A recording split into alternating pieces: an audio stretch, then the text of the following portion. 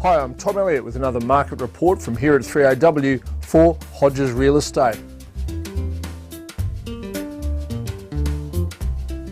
Well, the stock market has been having a very interesting time recently. During September, it fell quite precipitously, and usually October is a very bad month, and yet in the first week of October, the market has rallied over 10%, with some stocks, such as the banking stocks, going up more than 15%. The reason for this, of course, is what's happening in Europe. Now, what is strange is that since the global financial crisis, many people have been focused on what's happening in the United States. And indeed, the US economy is certainly not out of the woods. However, it now seems quite likely that America will avoid a second recession, which could have turned into a global financial crisis Mark II. Yet surprisingly, of course, all the concerns of the world are focused on Europe. Now, as we speak, negotiations are going on over in Europe to try and cobble together a big bailout package, essentially a huge pile of money to stop countries like Greece sliding into default. The amount involved will be in the hundreds of billions of euros. Some people say it could be up in the trillions if indeed there are defaults. No one quite knows. Whether Europe can pull itself out of these problems is still very much up in the air. I have the feeling that they will.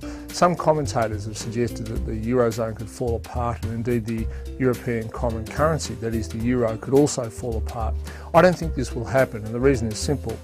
For the smaller countries, the euro is actually quite good. They like it and their people like it.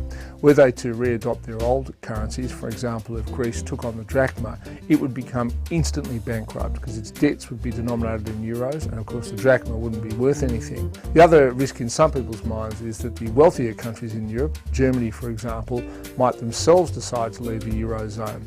Again, I don't think this will happen.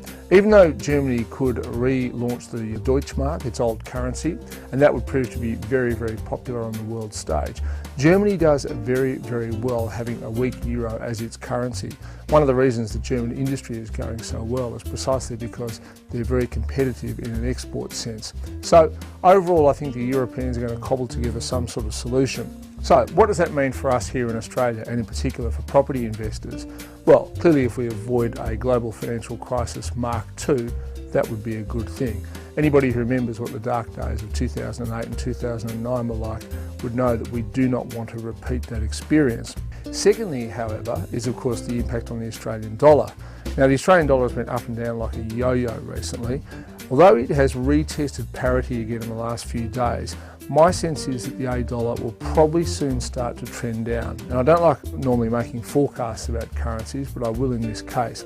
The reason is primarily because of what the Reserve Bank said at its last meeting. Now, the Reserve Bank has kept interest rates on hold at 4.75% for quite a long time. I think it's almost a record in terms of keeping interest rates unchanged, well over a year now.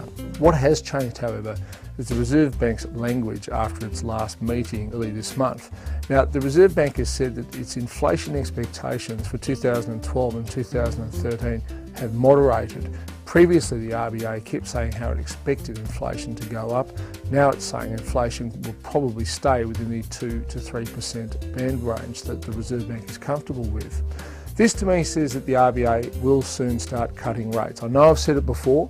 I know it does sound like a broken record, but there's an old saying that, well, if you say something often enough, eventually it will come true. There are a couple more Reserve Bank meetings this year in early November, early December.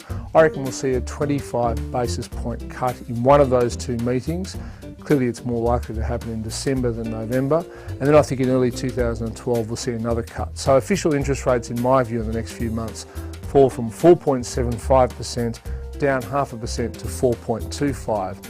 The big banks, who are awash with cash right now and are very keen for people to borrow, will pass on those cuts, and indeed you can already see that fixed rates are getting cheaper on the Australian interest rate markets. Now, there's one other big issue that people have to consider right now, and that is today the carbon tax has passed through the lower house of the Australian Parliament, and over the next week or so it will pass through the upper house, which is of course dominated by the Greens.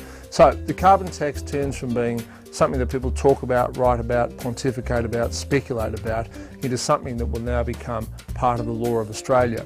Interestingly, Tony Abbott has already come out and said that if he wins power at the next election, which is due in 2013, he said he has signed in blood that he will get rid of the tax. So who knows, maybe the carbon tax will only be with us for a year or two before a resurgent coalition decides to get rid of it. But for the time being, it's real. Now, again, this will increase uncertainty in the economy, which just reinforces my view that the Reserve Bank will have no choice but to cut rates. In the long term, or the medium to long term, the next 3 to 5 years, which is the sort of time cycle that property investors should always look at, what will the carbon tax mean? Well, assuming it stays in place, and again, we've got to think about what might happen in the world of politics, but assuming it stays in place, I think that the expansion of our outer suburbs is probably going to draw to a halt. It will no longer be economically viable for people to live a long, long way from the centre of town. As a result, anybody who invests in real estate knows this, the inner and middle suburban areas, for residential at least, they will be the areas in which people want to and should invest. When it comes to commercial property, of course, it's the same sort of thing. The closer in, the better. I think the carbon tax is going to stay with us here in Australia, notwithstanding what the opposition says. And I think as property investors with a medium to longer term time frame, we have to get used to it. That's my market report for Hodges Real Estate. Look forward to your company again next month.